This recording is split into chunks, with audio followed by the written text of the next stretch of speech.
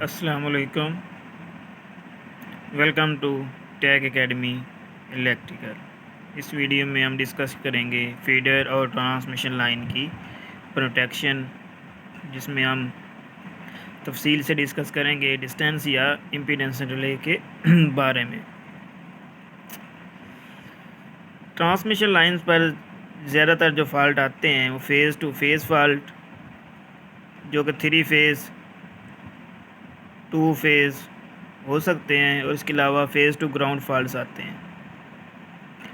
लेकिन phase fault की निस्बत अर्थ फॉल्ट ज़्यादा आते हैं, और अर्थ फॉल्ट करंट की वैल्यू भी फेज़ फॉल्ट से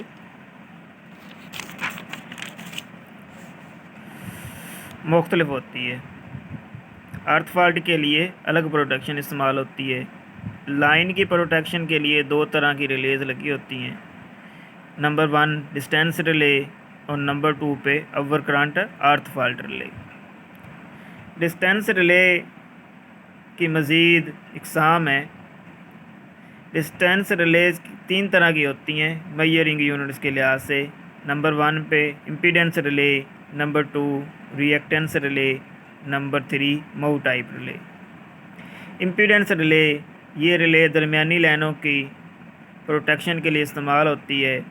इम्पीडेंस रिले के काम करने के साथ वोल्टेज और करंट की निस्बत पर है। रिएक्टेंस रिले, बहुत ज़्यादा छोटी लाइनों के लिए रिएक्टेंस टाइप रिले इस्तेमाल होती है, महूट रिले।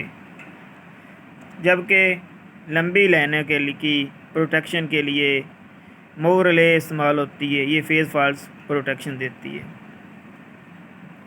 डिस्टेंस प्रोटेक्शन हम इसलिए इस्तेमाल करते हैं कि ये तेज़ रफ्तार और सादा होती है। ये फेज़ और अर्थ फॉल्ट के ख़िलाफ़ प्रोटेक्शन देती है।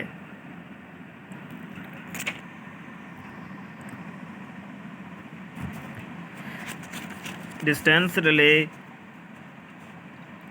डिस्टेंस प्रोटेक्शन के लिए डिस्टेंस या इम्पीडेंस रिले इस्तेमाल होती है। ट्रांसमिशन लाइन पर जब कोई फॉल्ट आता है तो उस दौरान फॉल्ट करंट की मकदार ज़्यादा हो जाती है, जबकि वोल्टेज कम होते हैं। हम जानते हैं कि इम्पीडेंस वोल्टेज और करंट की निस्बत है।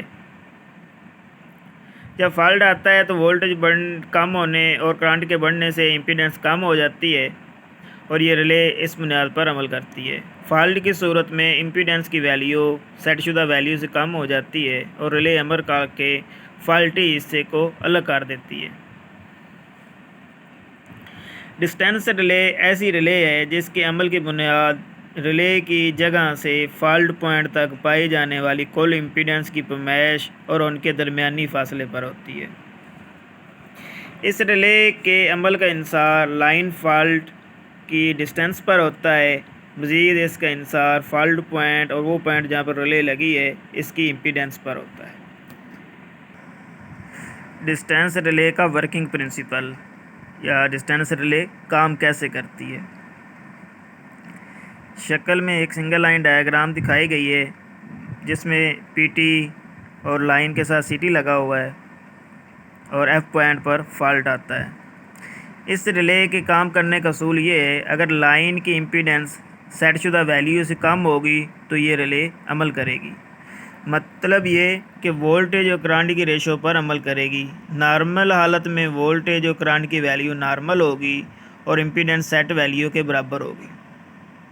इम्पीडेंस का फार्मूला Z = V/I है।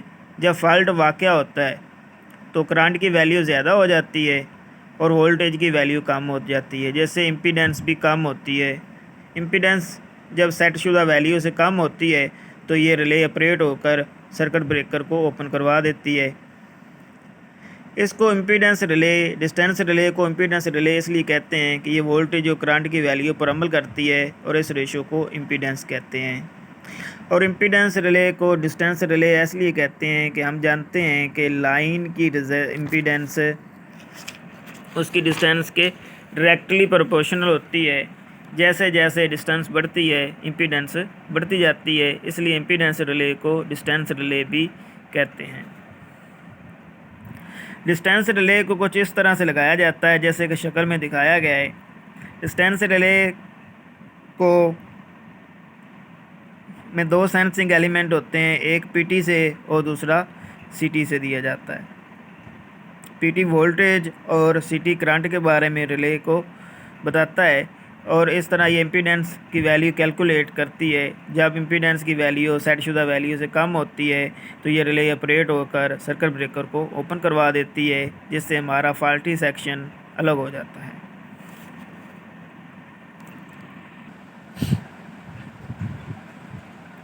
इसके अलावा लाइन की प्रोटेक्शन के लिए ओवर करंट या अर्थ फॉल्ट रिले इस्तेमाल होती है। Over current relay sharp circuit fault से इलेक्ट्रिकल सिस्टम को महफूज रखती है और ये ओवर करंट से भी प्रोटेक्शन देती है। ओवर करंट रिले एक सूरत में ऑपरेट होगी जब करंट की वैल्यू सेटशुदा वैल्यू से ज़्यादा होती है। ओवर करंट रिले में दो तरह की सेटिंग्स की जाती हैं, नंबर 1 टाइम सेटिंग और number 2 plug setting. Time setting पर रिले का ऑपरेटिंग टाइम सेट किया जाता है, जबकि प्लग सेटिंग इसका पिकअप करंट की वैल्यू को सेट किया जाता है। प्लग सेटिंग मल्टीप्लायर का फार्मूला आई रिले बटा प्लग सेटिंग है। अगर प्लग सेटिंग मल्टीप्लायर की वैल्यू 1 से कम होगी तो मतलब नॉर्मल लोड है। अगर प्लग सेटिंग मल्टीप्लायर की वैल्यू 1 से ज़्यादा होगी तो इसका मतलब है कि रिले पिकअप हुई है। ओवर करंट रिले की मुख्तलिफ इकसाम हैं, जिनसे directional over current relay, non directional over current relay, instantaneous over current relay, definite time over current relay और inverse time over current relay. Directional over current relay, relay पर current की सेटशुदा value से करंट की value जब बढ़ती है तो ये रिले अमल करती है। लाइन पर लगे हुए CT की स्कैंटरी से रिले को एनर्जाइज किया जाता है। ये रिले फॉल्ट करंट की मखसूस सिमत में बहने से काम करती है। नॉन डायरेक्शनल रिले, जबकि non directional relay fault current के किसी भी सिमत में बहने से काम करती है।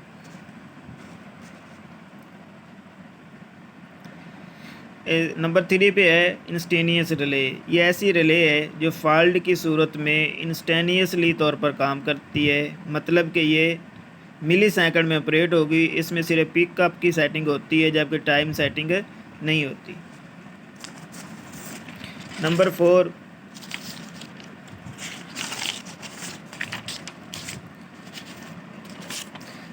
4 पे है definite time over current relay.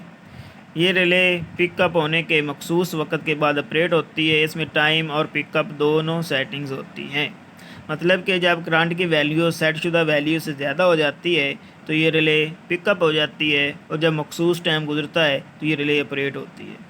Inverse time over current relay, inverse time over current relay में टाइम यूनिवर्सली सेट होता है। करंट की वैल्यू जितनी ज़्यादा होगी उतना ही टाइम कम हो जाता है। इसमें भी करंट पिकअप और टाइम सेटिंग्स सेट होती हैं।